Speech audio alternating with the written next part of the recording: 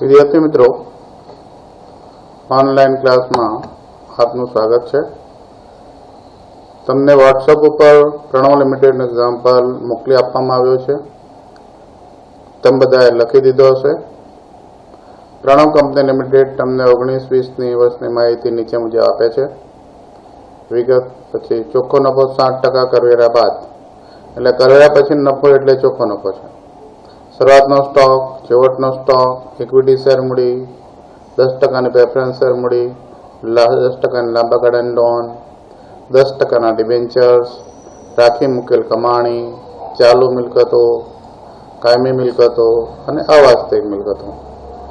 વ્યવસ્થિત ખરીદી વેચાણના 67%. વ્યવસ્થિત ખરીદી એટલે કે વેચેલ માલની પડતર, અથવા વ્યવસ્થિત ખરીદી એટલે શરૂઆતનો સ્ટોક વત્તા ખરીદી માઇનસ આખરનો સ્ટોક થાય.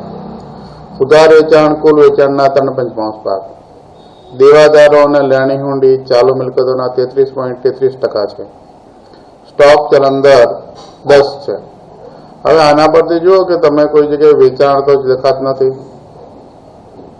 ચોખ્ખો નફો આપેલો છે, વેચાણ આપેલું નથી, ખરીદી આપેલી નથી, તો વેચાણ કેવી રીતે શોધીશું પ્રશ્ન થાય.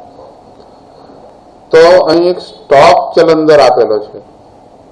સ્ટોક ચલણ દરને આધારે વેચેલ માલની પડતર ગણાશે અને વેચેલ માલની પડતરને આધારે તમે ખરીદી શોધી શકશો અને વેચાણ પણ શોધી શકશો. બરાબર? એટલે પહેલા તો આપણે ગણતરી કરવી પડશે. ચોખ્ખા નફાના ગણતર પર જઈએ તે પહેલા તો કે આપણે આ સ્ટોક થી શરૂઆત કરવી પડશે. સ્ટોક ચલણ દર પહેલા લખો. એમાં સરેરાશ સ્ટોક બરોબર શરૂઆતનો સ્ટોક વત્તા આખરનો સ્ટોક ભાગ્યા 2. બરાબર? તો હવે જો આમાં શરૂઆતનો સ્ટોક આપ્યો છે 3,70,000, છેવટનો સ્ટોક આપ્યો છે 3 લાખ, એટલે 6,70,000 ભાગ્યા 2 એટલે 3,35,000 એ સરેરાશ સ્ટોક આવશે. હવે આપણી પાસે વેચેલ માલની પડતર ખબર નથી, પણ સરેરાશ સ્ટોક અને સ્ટોક ગુણોત્તર ખબર છે. એટલે અહીં મૂકો વેચેલ માલની પડતર.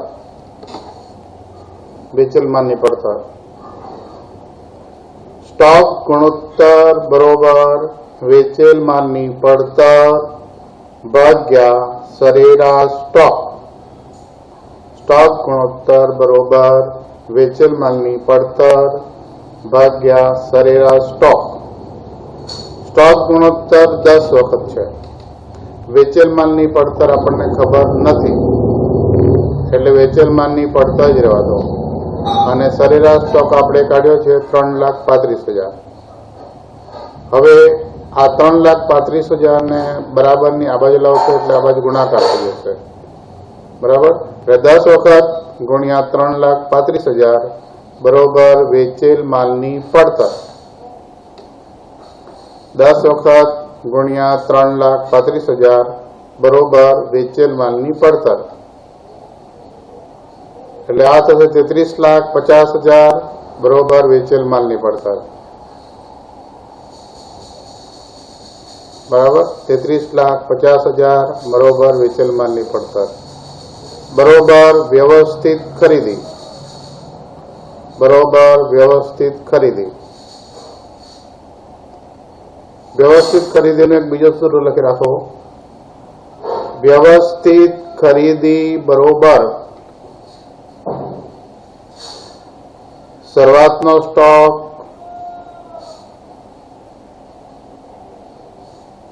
વત્તા ખરીદી માઇનસ આખરનો સ્ટોક.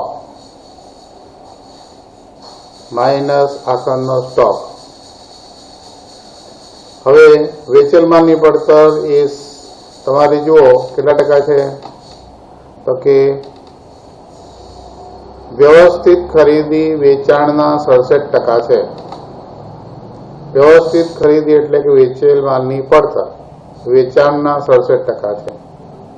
એટલે તમે વેચાણ ધારો લખો, ધારો કે વેચાણ કિંમત 100% છે. ધારો કે વેચાણ કિંમત 100% છે,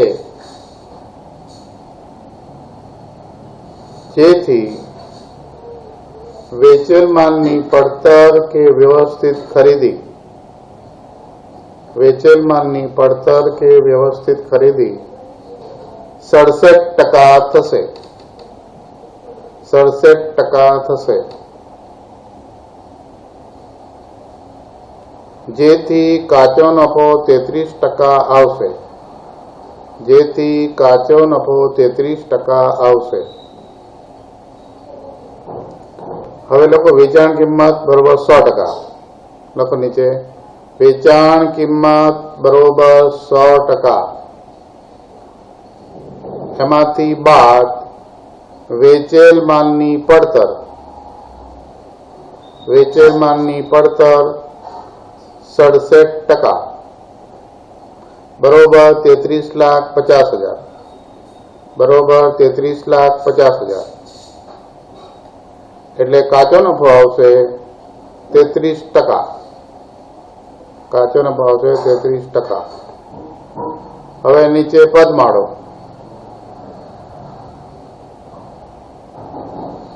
67% બરોબર 33,50,000.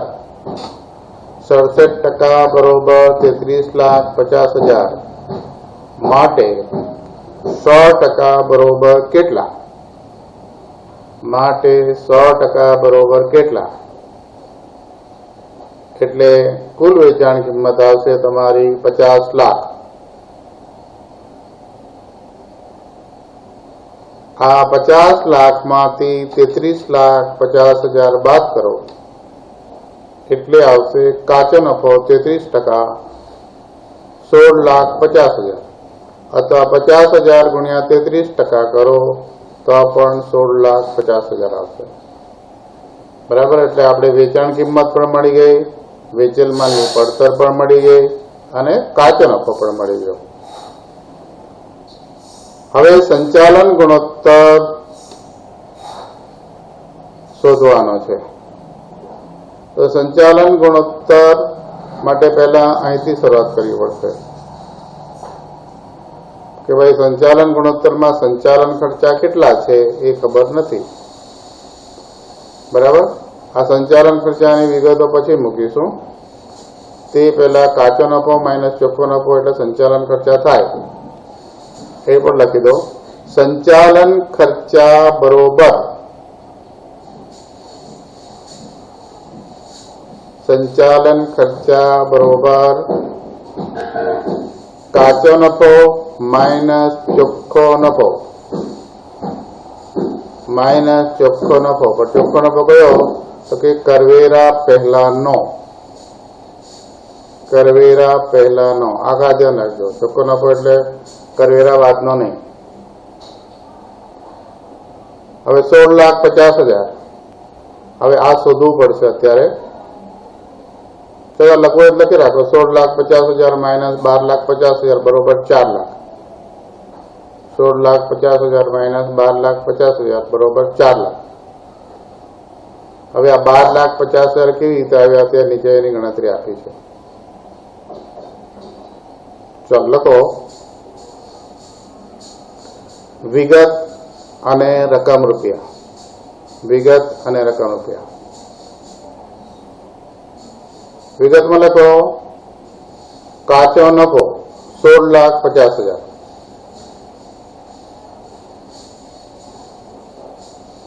બાદ સંચાલન ખર્ચા. બાદ સંચાલન ખર્ચા. એમાં એક લખો નાણાકીય ખર્ચા. નાણાકીય ખર્ચા કઈ હેડિંગ નીચે લખો વ્યાજ. વ્યાજ 10%ના ડિબેન્ચરનું વ્યાજ. 10%ના ડિબેન્ચરનું વ્યાજ. 10%ના ડિબેન્ચર છે 3 લાખ, એના 10% એટલે 30,000.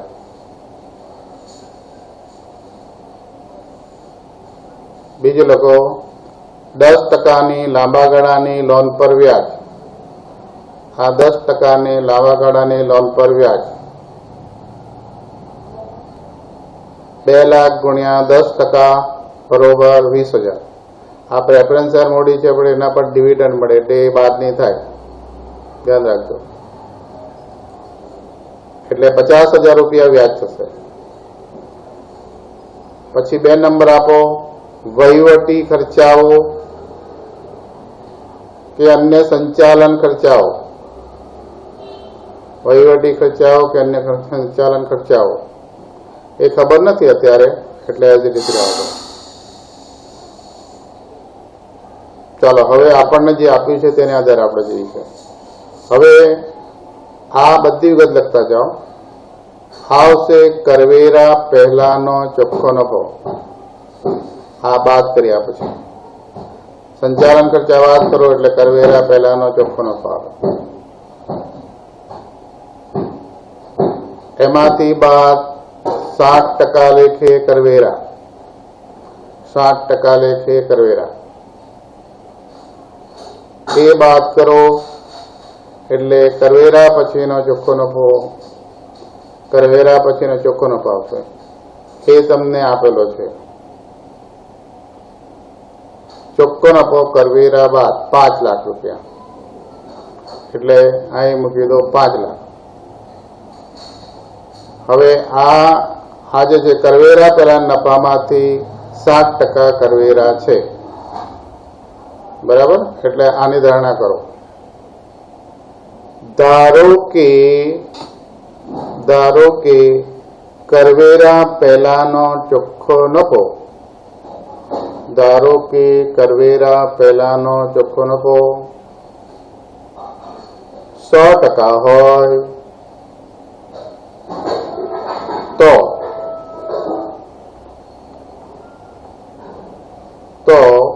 60% કરવેરા થશે. 60% કરવેરા થશે. અને કરવેરા પછીનો ચોખ્ખો નફો, અને કરવેરા પછીનો ચોખ્ખો નફો 40% થશે.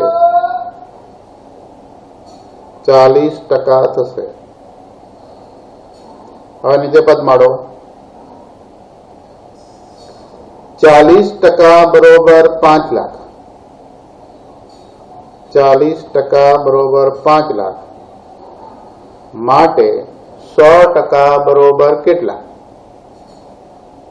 100% બરોબર કેટલા?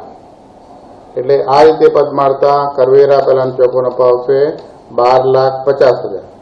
તે અહીં 12,50,000 મૂક્યા છે. અને 12,50,000 ના 60% કરો એટલે 7,50,000. અને 12,50,000 ના 40% કરો એટલે 5 લાખ રૂપિયા. હવે આ 16,50,000 માંથી આ 12,50,000 આવવા જોઈએ, એટલે કેટલા બાદ કરવા પડે? તો કે 4 લાખ બાદ કરવા પડે. એટલે બાકીની રકમ કેટલી હશે? તો કે આ 3,50,000. બરાબર. એટલે ચોખ્ખો નફો કેટલો? 5 લાખ. કરવેરા કેટલા? 7,50,000. અને કરવેરા પહેલા નફો કેટલો? તો કે 12,50,000. અને વ્યાજ અને કરવેરા પહેલા નફો કેટલો? તો કે 12,50,000 વત્તા વ્યાજ, એટલે 50,000 બાદ કરો, અરે ઉમેરો, એટલે 13 લાખ રૂપિયા. બરાબર. હવે નીચે આ વધારાની વિગત આપી છે મેં. સંચાલન ખર્ચા બરોબર વહીવટી ખર્ચા અને નાણાકીય ખર્ચા. નાણાકીય ખર્ચા એટલે વ્યાજ 50,000 અને વહીવટી ખર્ચા 3,50,000 બરોબર 4 લાખ. આ 4 લાખ. હવે લખો સંચાલન ગુણોત્તર બરોબર, સંચાલન ગુણોત્તર બરોબર વેચેલ માલની પડતર વત્તા સંચાલન ખર્ચા ભાગ્યા વેચાણ ગુણ્યા 100. એટલે સંચાલન ગુણોત્તર બરોબર વેચેલ માલની પડતર 33,50,000, સંચાલન ખર્ચા 4 લાખ ભાગ્યા 50 લાખ ગુણ્યા 100 એટલે 37,50,000 ગુણ્યા 100 બરોબર 75%. 75%. હવે પહેલો જે ગુણોત્તર શોધવાનો રહી ગયો છે તે લખો. ચોખ્ખા નફાનો ગુણોત્તર. ચોખ્ખા નફાનો ગુણોત્તર બરોબર ચોખ્ખો નફો ભાગ્યા વેચાણ ગુણ્યા 100. ચોખ્ખો નફો ભાગ્યા વેચાણ ગુણ્યા 100. ચોખ્ખો નફો 5 લાખ ભાગ્યા વેચાણ 50 લાખ ગુણ્યા 100. 5 લાખ ભાગ્યા 50 લાખ ગુણ્યા 100 બરોબર 10%. એટલે ચોખ્ખા નફાનો ગુણોત્તર આવશે 10%. ચાલો આ સંચાલન ગુણોત્તર આવી ગયો. હવે રોકાયેલી મૂડી પર વળતરનો દર 3 લખો. રોકાયેલી મૂડી પર વળતરનો દર તો શું જોઈશે એમાં? રોકાયેલી મૂડી અને વ્યાજ અને કરવેરા પહેલાનો નફો, આ બે વિગત જોઈશે. હેડિંગ આપો રોકાયેલી મૂડી પર વળતરનો દર. એમાં પહેલું હેડિંગ આપો વ્યાજ અને કરવેરા પહેલાનો નફો. વ્યાજ અને કરવેરા પહેલાનો નફો.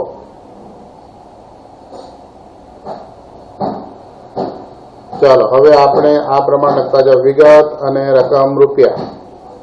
વિગત અને રકમ રૂપિયા. વિગતની કોલમ પર લખી દો વ્યાજ અને કરવેરા પહેલાનો નફો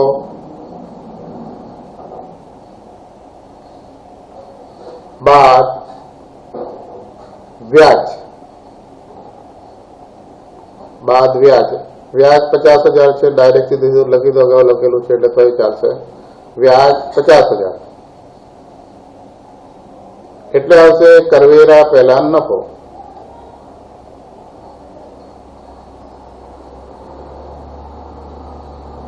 એમાંથી નિયત દરે કરવેરા બાદ કરો 60% લેખે 7,50,000 એટલે વ્યાજ અને કરવેરા પછી ચોખ્ખો નફો આવશે 5 લાખ. અગાઉ આપણે આ ગણેલું જ છે એટલે આ થશે 12,50,000. એમાં વ્યાજ ઉમેરો એટલે આ થશે વ્યાજ અને કરવેરા પહેલા નફો આવશે 13 લાખ રૂપિયા. વ્યાજ અને કરવેરા પહેલા નફો 13 લાખ. બીજું આપણે જોઈએ રોકાયેલી મૂડી. રોકાયેલી મૂડીનું સૂત્ર શું છે? તો કે ઇક્વિટી શેર મૂડી વત્તા પ્રેફરન્સ શેર મૂડી વત્તા અનામતો વત્તા લાંબા ગાળાની લોન. એમાં લાંબા ગાળાની લોનમાં તારણવાળી લોન અને તારણ વગરની લોન આ બધું આવે. બરાબર. એટલે રાખી મૂકેલ કમાણી એટલે કે અનામત અને વધારો. તો લખો હેડિંગ આપો રોકાયેલી મૂડી. રોકાયેલી મૂડી. વિગત અને રકમ રૂપિયા. વિગત અને રકમ રૂપિયા. ઇક્વિટી શેર મૂડી 20 લાખ.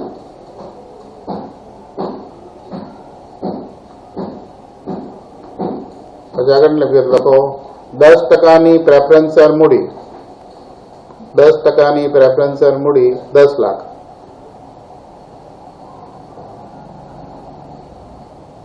10%ની લાંબા ગાળાની લોન 2 લાખ. 10%ની લાંબા ગાળાની લોન 2 લાખ.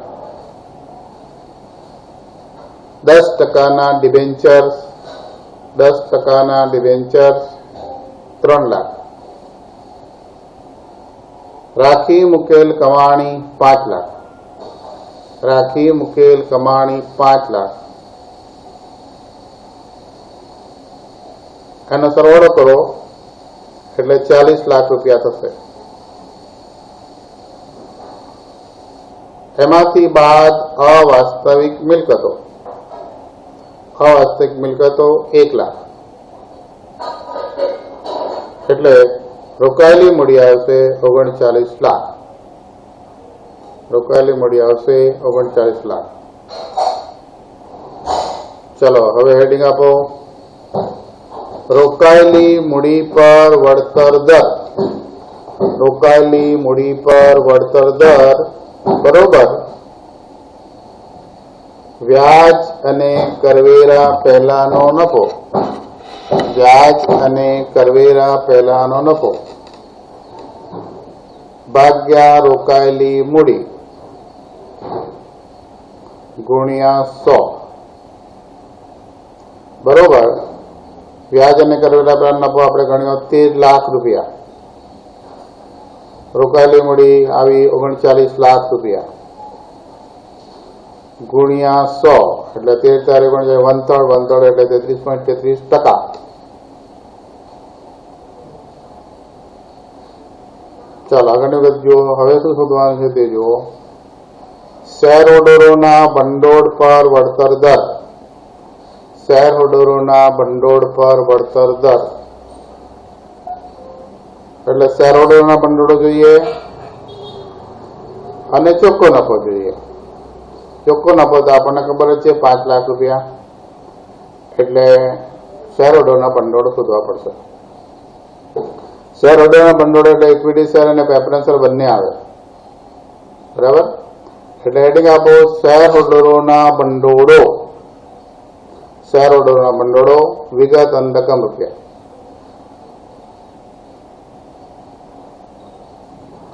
લખો ઇક્વિટી શેર મૂડી રકમમાં લખો 20 લાખ. 10% પ્રેફરન્સ શેર મૂડી બરોબર 10 લાખ. રાખી મુકેલ કમાણી. રાખી મુકેલ કમાણી બરોબર 5 લાખ. આ બધા મળીને 35 લાખ. એમાંથી અવાસ્તવિક મિલકતો બાદ કરો. અવાસ્તવિક મિલકતો 1 લાખ એટલે એ થશે 34 લાખ. હવે એનું સૂત્ર મૂકો. શેર હોલ્ડરોના ભંડોળ પર વળતર દર. શેર હોલ્ડરોના ભંડોળ પર વળતર દર એટલે ચોખ્ખો નફો ભાગ્યા શેર હોલ્ડરોના ભંડોળો થાય. એટલે લખો વ્યાજ અને કરવેરા પછીનો ચોખ્ખો નફો. વ્યાજ અને કરવેરા પછીનો ચોખ્ખો નફો ભાગ્યા શેર હોલ્ડરોના ભંડોળો ગુણ્યા 100. શેર હોલ્ડરોના ભંડોળો ગુણ્યા 100. ચોખ્ખો નફો છે 5 લાખ અને શેર હોલ્ડરોના ભંડોળો 34 લાખ ગુણ્યા 100 એટલે આવશે 14.71%. 14.71%. ત્યાર પછી જુઓ ઇક્વિટી શેરહોલ્ડરના ભંડોળ પર વળતર દર. હવે ઇક્વિટી શેરહોલ્ડરના ભંડોળ પર વળતર એટલે પ્રેફરન્સ શેર મૂડી આવે નહીં બરાબર. અને પ્રેફરન્સ શેર મૂડી આવે નહીં એટલા માટે પ્રેફરન્સ શેર ડિવિડન્ડ પણ નફામાંથી બાદ થઈ જાય બરાબર. તો આપણે પહેલા ઇક્વિટી શેરહોલ્ડરના ભંડોળો શોધી કાઢીએ. લખો હેડિંગ આપો ઇક્વિટી શેરહોલ્ડરોના ભંડોળો વિગત અને રકમ રૂપિયા.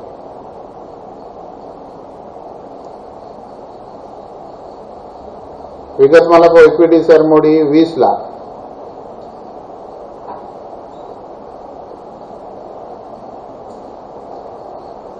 રાખી મુકેલ કમાણી 5 લાખ એટલે બંને મળીને 25 લાખ.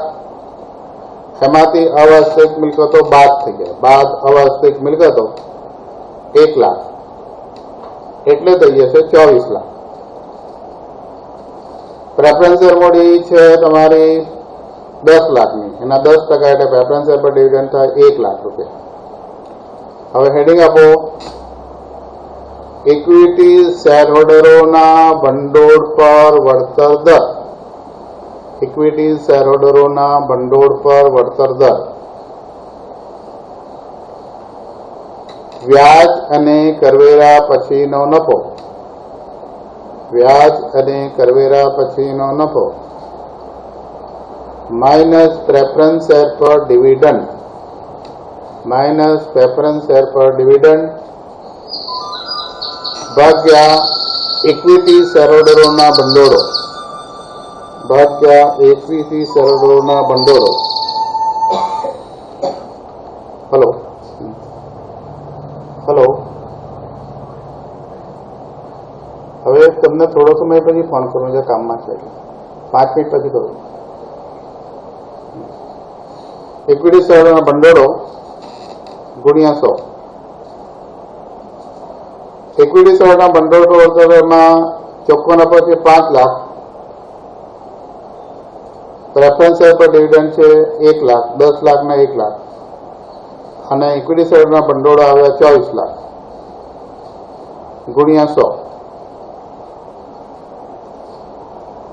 એટલે 4 લાખ ભાગ્યા 24 લાખ ગુણ્યા 100 એટલે 16.67%, 16.67%. ત્યાર પછી જો દેવાદાર ગુણોત્તર 360 દિવસ ધ્યાનમાં લઈને ગણવાના છે.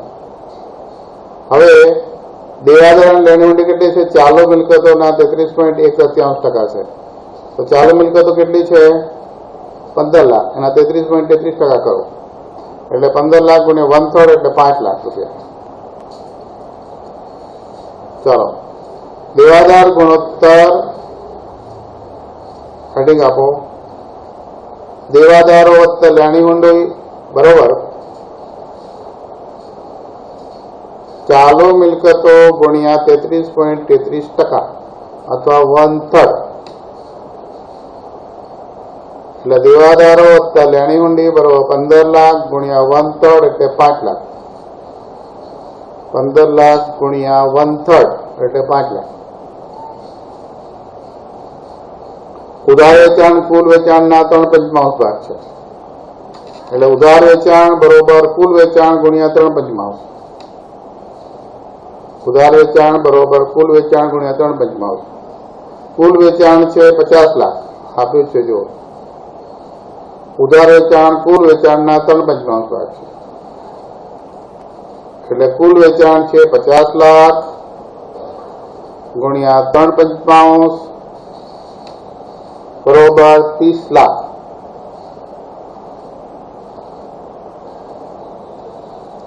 હવે દેવાદાર ગુણોત્તરનું સૂત્ર મૂકો. દેવાદાર ગુણોત્તર બરોબર